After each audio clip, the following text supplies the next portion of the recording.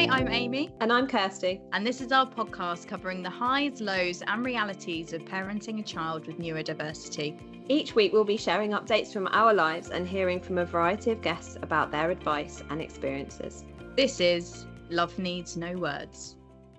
Hello and welcome to this week's episode of Love Needs No Words. This is the first episode that Kirsty and I have had a chat since Christmas. So Happy New Year to you lovely listeners. Happy New Year. We've got lots to discuss. So should we start with Christmas? How was yours, Kirst? Christmas was good. A really, really well needed break. I think we were, the tank was totally empty by the end of term. And I wondered how it would go with the change of routine from school to kind of not having that, same routine. And he was fine, totally embraced it, enjoyed being off, I think. So he really relaxed. We all relaxed actually. And Christmas was good. It was quite quiet, but that was necessary. We went to the park on Christmas Day. Nice. In spirit of Christmas days looking slightly different. Yeah, exactly. Trying to do find what works. Just to get out and about and kind of because there's some things obviously that just don't change. Like for us, we can change the routine up, but what he still needs is to get out and get fresh air. To be stuck in the house all day for him, and then consequently for the rest of us, is just not really a viable option. So we got out, which was great actually. The weather was good, cold but good. So yeah, actually a good Christmas, I think, all round. And then just got the going back to school and the school run and the juggle. I was totally unprepared for it. And the first day back, thankfully, Matt was working from home. And honestly, we were like, how did we do this 2 weeks ago? I know. It's like you running forget late. everything. Everything's chaotic. This is not calm. We got to school. I'm not sure. I should be still in my pajamas at this stage of the morning. It was it was quite an eye-opener to quite how relaxing it is to be off. And I think the thing with the Christmas is that actually there's few times in the year, and I've really realised this now thinking about how to plan for school holidays and such like for the next year. There's really few times that you're actually all off together. Yeah. So I think that was really lovely, being able to actually spend time, the four of us, and see family, but to just sort of do it with no pressure. Yeah, it was good. I really listened to some of the stuff that we talked when we talked and did our Christmas episode in the podcast. Listened to some of that advice and it worked wonders. So how was yours? Ours was really nice, actually. We kept it very simple. So we were home for a lot of it. And then my parents for Christmas Day and Boxing Day, which so Alex knows my parents' house really well, as I've talked about before. So we kept it sort of relatively the same. So nothing was out of the ordinary. But yeah, he did really well. He was definitely more interested this year in opening presents and spending time playing with each toy. So yeah, it was really nice to see. And for those listening, I remember Alex's first couple of Christmases being really hard because he wasn't interested in his presents at all, walked straight past them the first year and second year, I think, and wasn't engaged in anything at all. So it feels like it's been a long time coming for us. But yeah, this year he got excited about opening his presents. He was playing with his toys and in context. So like putting characters in the car and pushing it around, which is still mad for us to see. Because in the past he would have got the car and just spun the wheel round, and that would have been like exciting for him. Where even now we're sort of sat there looking at him thinking, oh my God, he's just put them in the car and he's driving it around, because for ages we didn't think we'd get to that point. So that was really great. And don't get me wrong, there's still a long way to go, but it's massive seeing him more and more into it each year. But yeah, we spent some of the Christmas at John's parents, and we don't see them as much as my parents because we see mine most weeks. But it was lovely to hear from them that they felt that he was attempting to say a lot more, that his attention had gone up, and that it was nice for them to see him more engaged with toys. So it's great. I'm sure many of you can relate when you've not seen people for a while, like family members that you don't see regularly, when they say, oh, hasn't he changed, or isn't he doing this and he wasn't doing it before? Because I think when you're living in it, you take everything for granted. and you're not sort of keeping a tally of what they're doing that they weren't doing. You can remember the big things. So yeah, it was really nice actually to go there and then to say, oh, he wasn't doing this before, and he's definitely saying more, attempting to say more words. So that was really nice. But going back to school was awful. Yeah. Absolutely awful for us. I've already spoken to you, Kirst, about this briefly, but I sort of really blamed myself because I hadn't prepped him enough to go back. We didn't really talk about going back to school. I just assumed when I got his uniform out the day before, he looked at it, seemed okay about it, and then he thought he'd be fine. You know, he goes in absolutely no problem most mornings, but I could tell as we approached the school in the car, he started making the noise I know he makes when he's not happy. And I thought, oh no. And then I was walking him into school and he was screaming. And it got worse as I was getting near the gate. And even the teacher was like looking at me as if to say, this is not like him at all. And it wasn't because he was unwell or, you know, he was ready in himself to go back, but I just hadn't prepped him. I genuinely think he was like, what am I doing here? Like, I'm not ready to go back. I don't want to go back. And so as I left, I could hear him screaming from inside the building. That's tough. And I can't even explain to you how it felt. I just I felt sick actually. And then the Senko walked out and I like fell into her arms and just burst into tears. And I just said, I've never seen him like this before. Should I take him home? Like, I don't know if I can actually get in my car right now and leave him like this. And she said, look, I'm going to go in. I'm going to go in like in 5 minutes. I'm going to go in. I'm going to sit with him and I'm going to make sure he's okay. And I was going to work that day as well. So, you know, it's even worse. If you're going back home to work, you think, well, if I get a call, I'll pop back in the car and I'll come out. Or it was going to be more difficult for me that day. So anyway, she was brilliant. She said she'd give me a call when I got to work. And then I was just got in the car and there was a knock on my window and it was another mum. And she just said, I just want to give you a hug. Can you get out? I'll give you a hug, which was just so lovely because I was a bit embarrassed. I'd made a bit of a scene. I don't think I was overly well, I don't know.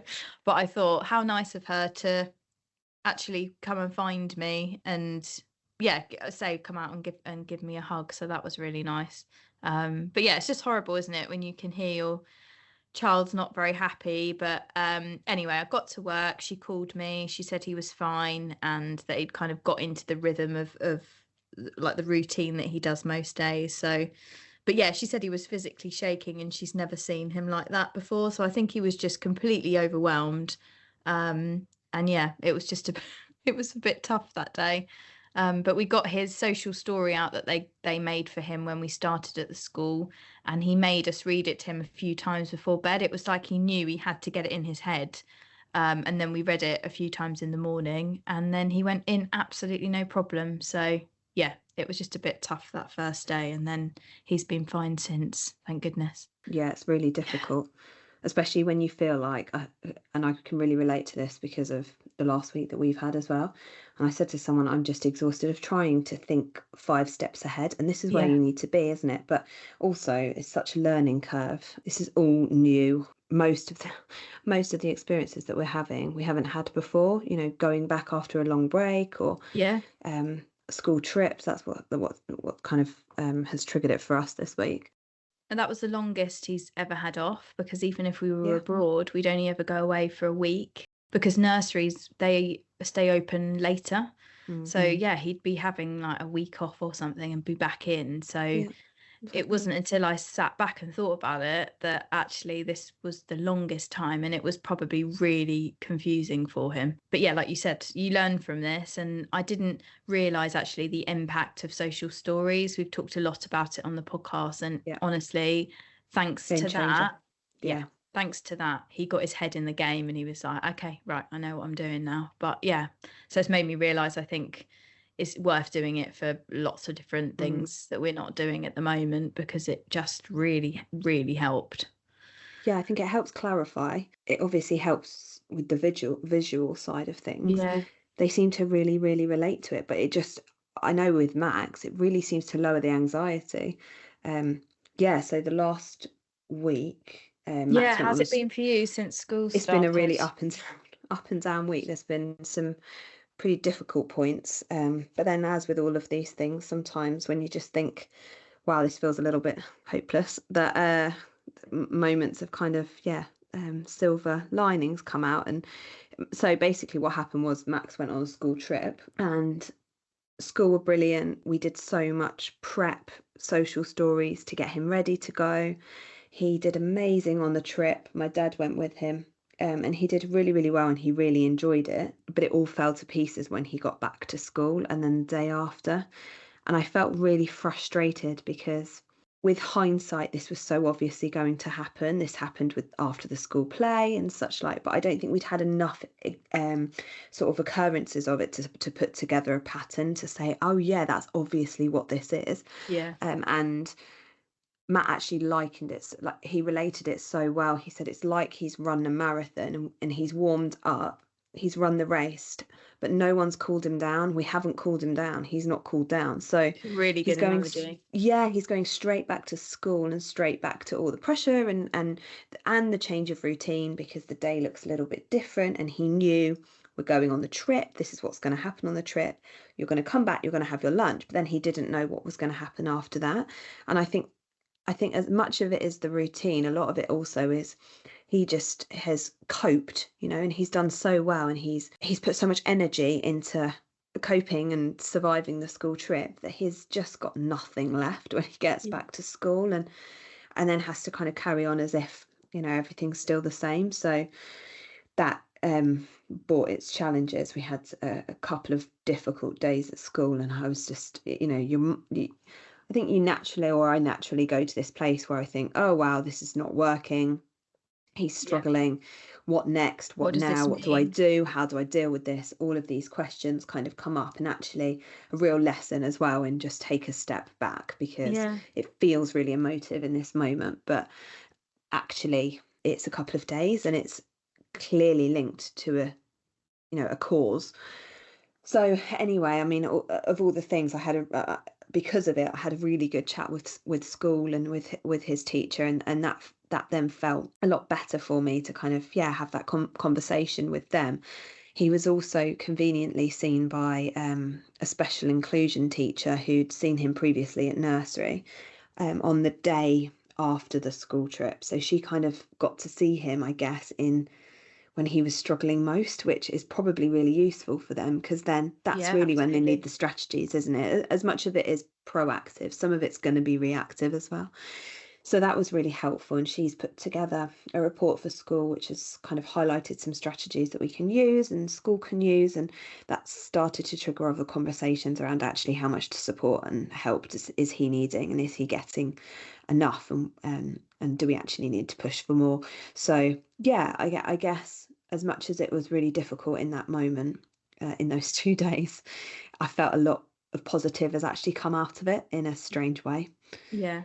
I think they Um, need to have these moments because off the back of that, you then, like you say, can you reach learn. out and say, we're going to need some more, like need more support. But also it's so natural to go there in your head where you think, what does this mean? Is he going to actually be able to go to school? Like, Yeah, because we've got full-time jobs, we're paying yeah, mortgages. yeah. Like it was terrifying them going to school. We didn't really know how it was going to pan out and how much support they were going to provide in the classroom. We know they're going in, they're going to have their challenges, and we just pray every day that that there's not it's going to be all right, and we're not going to have these quite difficult conversations about what the future brings. But Mm. I think our schools have just done amazing, like they're doing amazingly, aren't they, really, with Yeah, no, they are. I feel like they couldn't be doing. I mean, that I feel like anymore. they're on the learning journey as well, Yeah. and they must be, because as much as they have experience of SEND children, every SEND child is different, so they haven't got experience of Max. So we're all learning, and the reality is he's actually only been at school for a very short period of time. We forget that, don't we? There's Yeah, so actually it's not just a huge they've not curve been for there long. everybody. This is it. So yeah, so a difficult few days, but feeling more positive now. It just kind of highlights the emotional roller coaster, I think, that you go through. And I had these moments where I was thinking other parents just don't have this to contend with. I know. They don't have to Yeah. think about this. And yeah, and obviously, it's not a jealousy thing. It's more just a realization of how much added pressure there is when you do have a child who has additional needs, I think. Yeah, feels to me sometimes like another job, because Yeah. you've constantly got forms to fill out. The the EHCP reviews are every 6 months. So our one obviously highlighted that year one's going to be a completely different beast, and it was worth navigating that and maybe start searching for a specialist provision. Well, you've just got them into a provision and Mm. you thought that was it, and then you're back doing the search again, and it's honestly, it's exhausting, and you're trying to balance everything. You're trying to, and many of you listening will be able to relate. I'm going right, I'll rant now. But you're running the household, you're trying to work full time, and then you're trying to find another school again. It is like a whole nother job. And Yeah. I've at that point where I saw quite a few schools before finding this mainstream school that I thought would be that is very well suited for him. But come year one, it is going to be a very different beast. But we haven't found anything as yet that we really like, so it's just going to be a case of going and seeing as many as possible. And yeah, I didn't even think about it, but we're actually going to start looking for schools that start age 7, because if there's a 2-year Hmm. waiting list, he's going to be Yeah. 7 by the time Yes. we get to that point. Yeah. So I have found one that I really like, and we're going to look at it in March. And if we like it as much as we think we do, then we'll put that down, and then it'll just feel like a weight's lifted again, because it's like the next thing. You just get settled, and then it's like bam, something else. You're like, oh no. Yeah, it's difficult. It definitely is. And all of that time, you're just trying to enjoy your child as well, and Yes. just Try not to be with, worry. yeah, and be with them like any other parent is with their child. And so yeah, it's trying to not to let those more challenging moments become all consuming, so that you Mhm. can't then have the good times as well. Yeah, I think Yeah, our it's a juggle. interviews we had before Christmas were really helpful. Of like, a lot of people said live in the moment. So Yes, I'm this is really exactly. trying to do that Yeah. now, and trying not to look too far ahead, because we don't know what the next 6 months bring, let alone the next few years. I just think that's been my biggest thing is this year. I'm just going to really try to live in the moment, and in my head think everything will work out. It will be fine. It's just, you've just got to, yeah, it's just a bit more effort for us, isn't it? Then. Yeah, it's having the faith in the difficult times, I think. Yeah. Yeah, Because in the positive absolutely. times, you're not really, in the easier moments, you're not really thinking about that, are you? It's those moments that stretch you, challenge you a little bit more, where you think, I've got to dig deep here. Yeah. I've got to dig deep and think positive. It's like that EastEnders moment. I've got nothing left. I've got nothing left. Just keep swimming. Just keep It's swimming. literally how I feel a lot of the time. That's why I'm not doing dry January. I need the wine to get me through, to be honest. Absolutely not. This is it. I mean, I haven't done. I sort of tried the normal New Year's resolution of be a bit more healthy, and that's fine. But yeah, there's times for that, There's and limits, isn't there, really? yeah, absolutely, That is something absolutely. I'm not willing to part January's a with tough right now. month anyway. Do you know what though? Actually, today I noticed that it was getting lighter in the evenings, and I did Oh, the pickup, and the sun was a bit higher in the sky, and I thought, this feels nice. This feels like there's hope for spring. It does actually really. I think it makes a big difference, and I think it makes a big difference to the children actually, the darker evenings and the yeah. darker Yeah, you're right. mornings. I really do. I think the cold weather is tough. We I were talking about hate taking going. them out and what we do with them, and taking them to the Mhm. park in the freezing cold. As much as they need to get out, that's not overly It's not fun for enjoyable. And there's anyone. only so many classes, and there's so many things that you can find to entertain them. And actually, you can't be, you can't have your weekend full of classes, because it's just tiring for them as well. So And it's expensive. really Yeah, expensive, going yeah, and because doing stuff all obviously weekend. anything that's Sen related is more expensive. and really odd hours. So like, oh, come to our soft play between like 5:30 and 6 or something. I Yeah, was when they'd reading be the other day, eating and their I was dinner. thinking, absolutely not. I No, know, that time will I not know. work. I know, and I find, and I can see why to be honest, and I can see actually how it works for some families, but I find that some of the send sessions are on during the week as well, and I get that because there's obviously children who are not in sort of school, they're in homeschooling and Yeah, other sort of other than school environments, and that's great that there's things there because they need that. But there's obviously a lot of children we've sent in school and confined to the term time Monday to Friday. So yeah, it's difficult, isn't it? Because obviously they have to run classes with smaller sizes, and that's there's a financial impact there as well, isn't there? So yeah. I'm not a fan of January. I'm so ready for I'm spring. ready for it to I'm so be March, give me April. some sunshine. I know. Oh dear. But talking of positive, Alex went to his first birthday party. So that was really exciting and was Oh, a huge success. Like it's still hard to see him sort of mainly playing on his own, but you can see that he's starting to enjoy parallel play. So it's like he's just slightly behind everyone in the soft play, but you can tell he's still part of the he's group. yeah. And then he sat at the table with everybody. And it's like John and I were just like anxiously waiting for something to go wrong or him not to join in. And I just turned around to John. I said, we don't give him enough credit because he came and like helped me choose what he wanted to eat. And then there was this long bench. He sat at the bench. They were all watching sort of clips of Disney movies. And then there was a cupboard at the end that they could play in. And he went and joined the other boys and was playing in there. And I just thought, but this is what he's doing at school, so it's no different. But I was so Mhm. proud of him because in that moment it is always like I'm on the edge, like waiting for something to go wrong, and like nothing did. So yeah, that was really lovely. That was a nice moment. That's a lovely moment. Do you find when you go to parties or anything like that, you're kind of having conversations with other parents but not looking at them?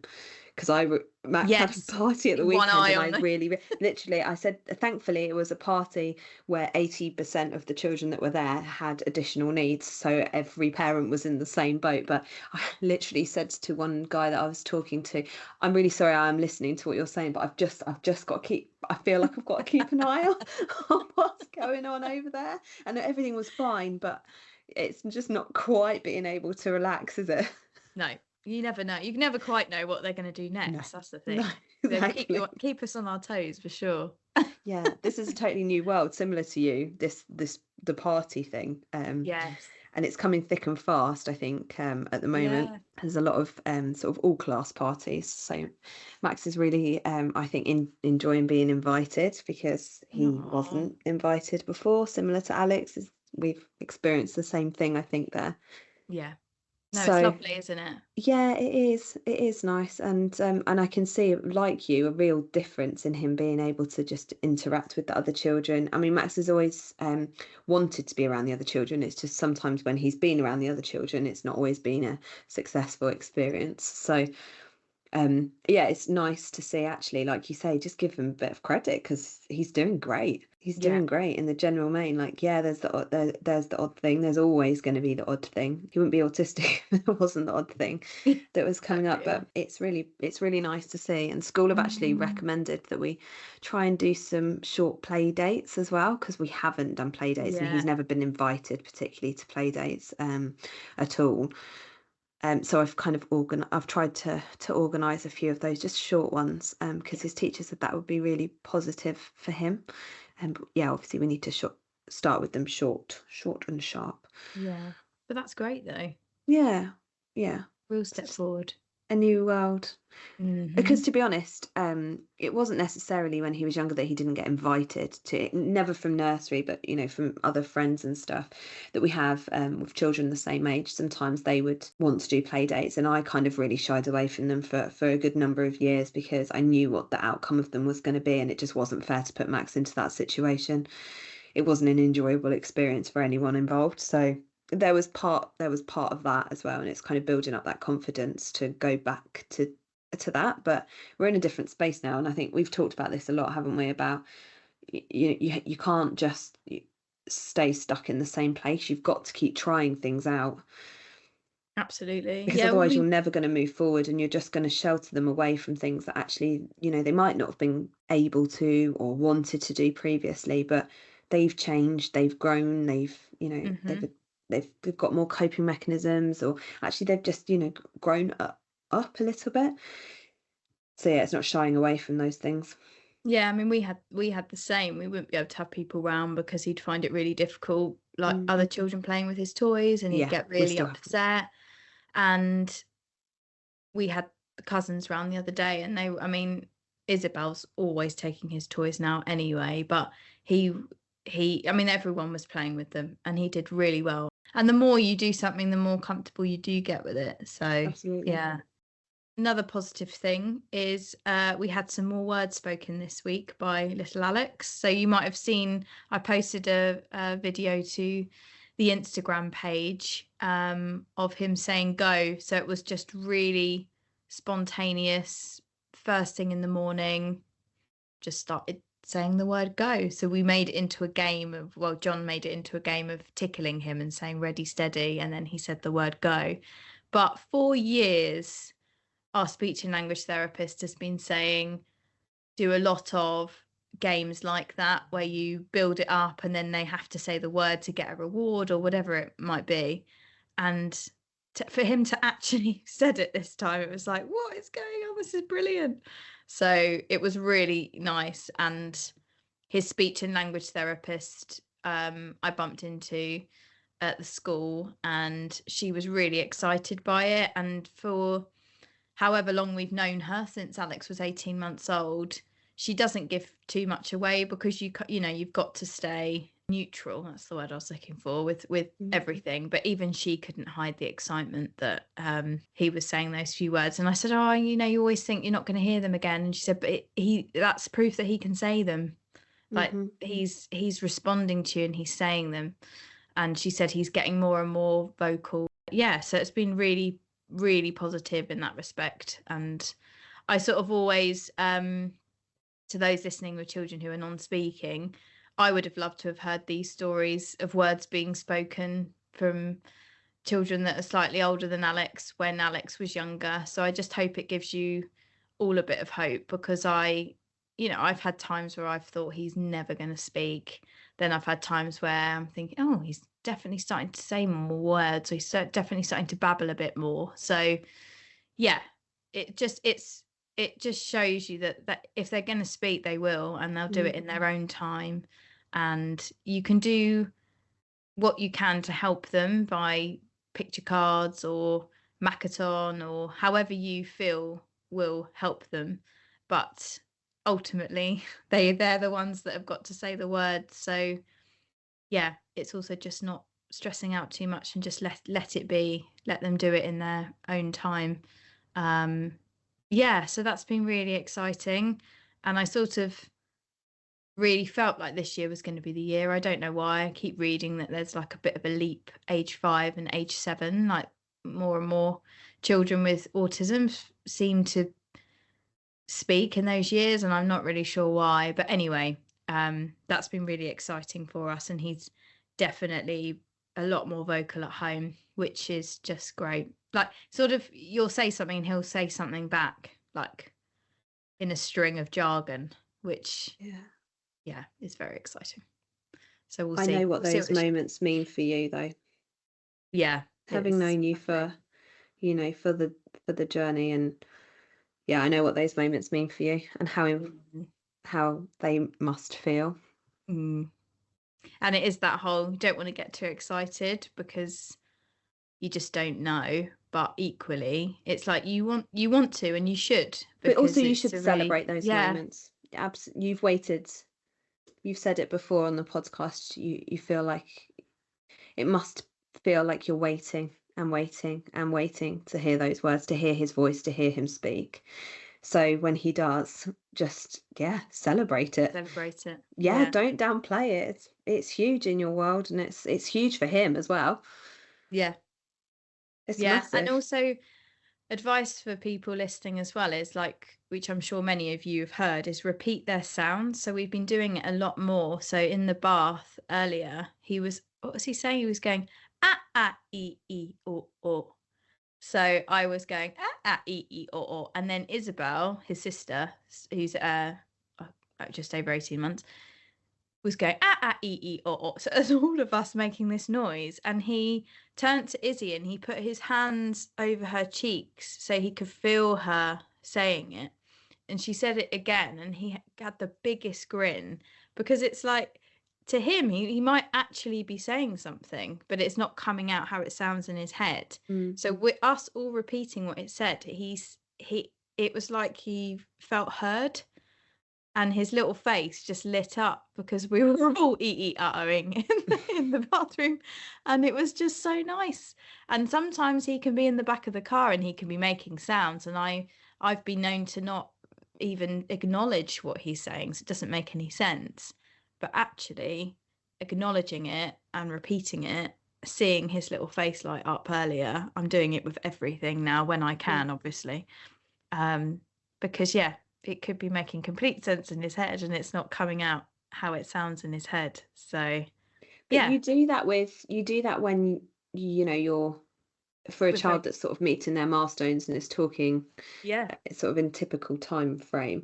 You do that with your, like we do that with our youngest at the moment, and we didn't with Max because he didn't make those sounds. And I know that it's been a longer journey for you guys, but Max had a speech delay, so I can relate in a way to how you feel and how it feels when you hear them speak. Yeah, it's like nothing else when you've waited and you've worried yeah, yeah, um for it. But you do that when you're, my daughter's the same when she's making sounds, because some of the stuff she says is still, she's just trying to put together words, so she'll come out yeah. with sentences and you think, what was that? I have absolutely no idea. But yeah, absolutely, yeah. But Yeah, you you make relate, her feel like she's it's being like heard. you're having a Yeah, conversation with them, and it's the yes. same. I would imagine that the same Yeah, principles still apply, that actually responding to them, acknowledging that they've made sound is important. yeah, yeah. And I think as they get older, you do it less because in your head, you think you should be at a different level. Mm, So you don't treat them like you would your toddler. But I think since having her, it's like I've gone right back to mm, basics, but also using all the things I've learned along the way.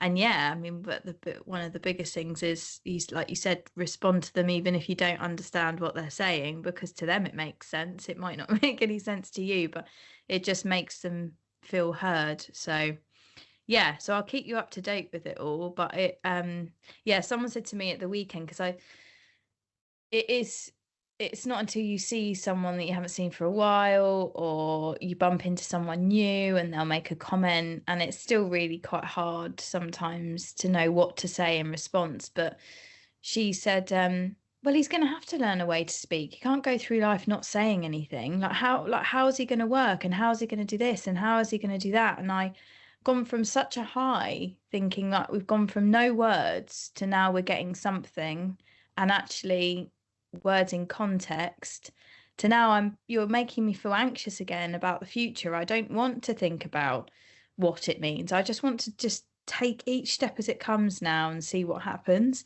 And that's their I just anxiety playing out.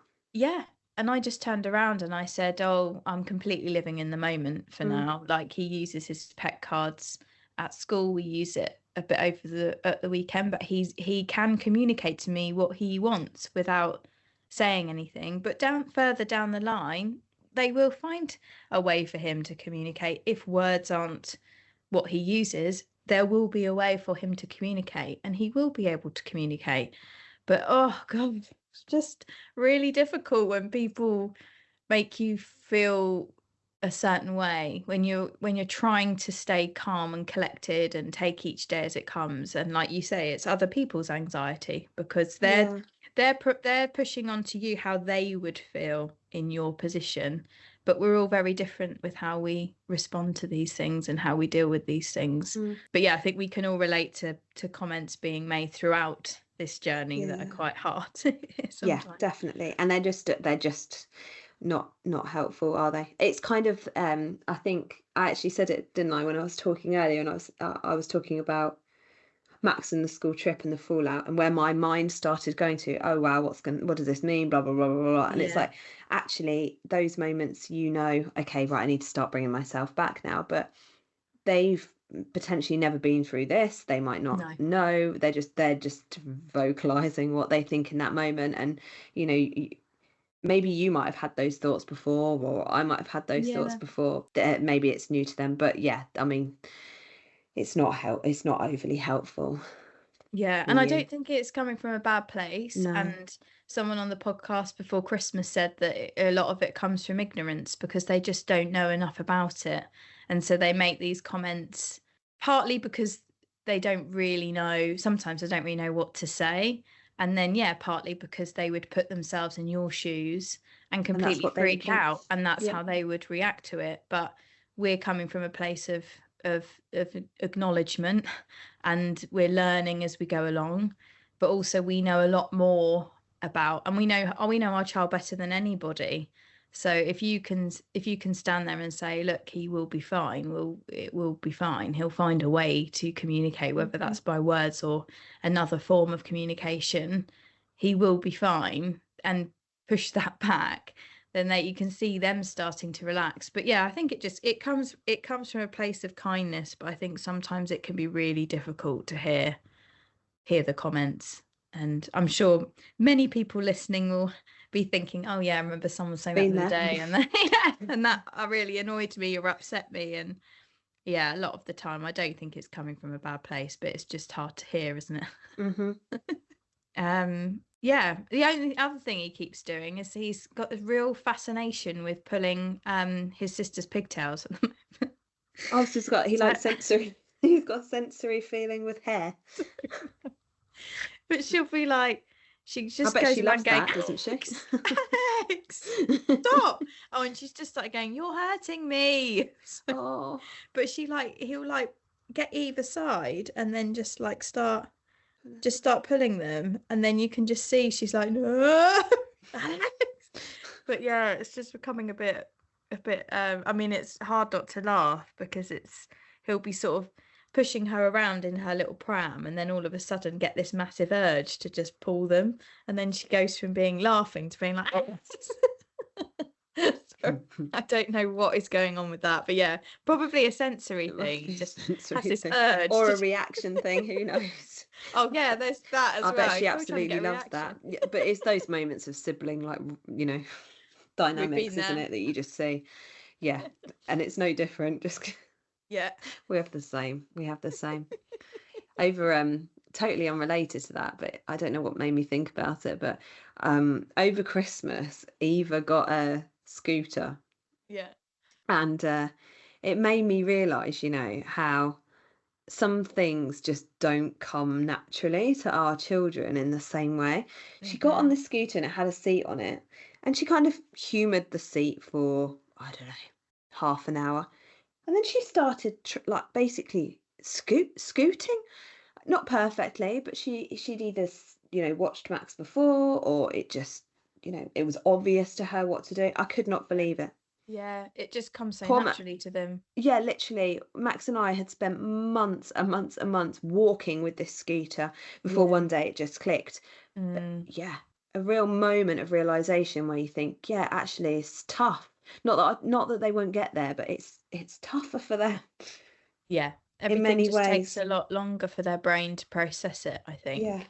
We took Alex to get his hair cut over Christmas. We put it off and put it off because we know it's going to be horrendous. And oh my God, he screamed the place down. It was like, I had to make a joke because we got taken round the back, and then when we came back through, I was like, "Don't worry, it's not as bad as it seems round there," because it was just awful. It was like he was being murdered. It was so bad. And then the lady doing it was really lovely and was saying, "Oh, we get a lot of children that find getting their hair cut difficult," as we're like trying to like pin him down in the nicest possible way.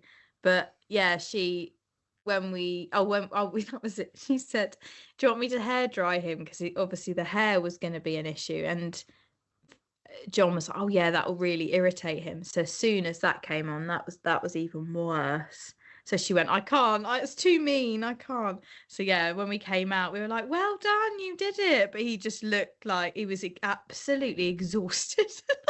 Bless him. Trying not to fall asleep all the way home from all the crying. But Oh, it's things like that. It's just, and I'm sure a lot of children don't like getting their hair cut, but for him it is a massive sensory overload, and it's just something that's could seem quite simple, but it's not. It's really hard. But my sister-in-law is a hairdresser, and when she did it once, she just did it slowly throughout the day. So she would just cut a little bits off at a time and didn't make it this whole thing. It was just casually, just like, oh, you're right, Alex, and cut it a little bit. So I think that's the best approach, or just not leaving it to get as long as it does, because we're freaking out about the whole process. But yeah, it's hard, another thing you learn from, don't you? I know, but it's not, you know, when if it was like the best experience ever, you wouldn't put it off, but when it's a little bit challenging, exactly, it's not one that you look forward to, is it? No. You don't think, I know what we'll do this weekend, let's go for a haircut. I know what would be fun. Let's go for a haircut. I know what would make me age by like 10 years. Let's go for that. Oh gosh. So talking of that, so we're not doing dry January. Have you got any other New Year resolutions? Absolutely not. I think we've got enough going on. There's no need to put any more pressure on it. No. As someone said to me the other day, and I totally related to it, I'm not a natural born exerciser. And I'm not a natural born exerciser. Although I know the benefits. I hear you. I'm a fair weather runner. That's what I say. I'm a fair weather runner. Everything. I'm a fair weather everything, and I'm hunkering down in January. I'm going to drink the wine and I'm going to eat the chocolate. I think it's very important to eat all the leftover chocolate and all the leftover alcohol, and then when it's all gone, it's easier to stay in control, isn't it? But it's important, I think. I think we're doing ourselves a good deed there, getting rid of it all, so it's not in the house. Oh yeah, we've done that. Yeah. Don't worry about that. You've got an extra that stash. Was sorted. That was mission accomplished by probably 1st of Jan. We went wild over Christmas. There was no shortage of food in this house. There's no shortage of food consumed in this house either. Yeah. Well, send us a message and let us know your New Year's resolutions if you've got any. Yeah, absolutely. Hopefully they're a bit more interesting. More interesting than ours. Before we go, there's one thing I have got to start doing. I've got to finish jobs around the house. And I was having a really nice chat with a friend of mine the other day, and we were talking about Max is on the watch and wait list for ADHD. I wouldn't be surprised if the apple doesn't fall far from the tree. Well, we do have to start looking at ourselves. And one of my challenges is I could start 1,000 projects, especially in the house, and finish absolutely none of them. None. Give us an example. Shoe cabinet by the front door. Decided that it would be great if we boxed the radiator in by the side of it. Bought a big kind of scaffolding plank to go over the top of it. It was going to be great. Have I finished it? No, I haven't. I walk through my front door every single day, look at it and think, I really need to finish that. That would look nice. It's been like that for a year. And maybe a little bit longer. So maybe that's a New Year's resolution for me. Start finishing things, or don't start them until you just don't start. You can either find someone else to finish them for me, or I've got enough time, which realistically isn't going to happen for a long time with 2 small children. So that's maybe that's one for me for the year. That's an ongoing work in progress. Oh, I love that. Just don't start them, Kirst. Don't give yourself more work. I know, but the thing is, I don't settle. I've got all the boards on Pinterest, all the ideas, absolutely no execution. That is brilliant. So maybe that should be my New Year's resolution for this year. Get shit done. That sounds good to me. It was nice to catch up with you. Yes, lovely to catch up. Great to have a little debrief after Christmas, and really excited to announce that we've got some great guests lined up in the coming weeks. So we have Send Mummies on Instagram, who offer a range of services to help parents of children with additional needs, including disability living allowance. So we'll be talking to them about that, which would be really good. We've got an occupational therapist, which I know a lot of you were interested in us getting on, so that'd be great.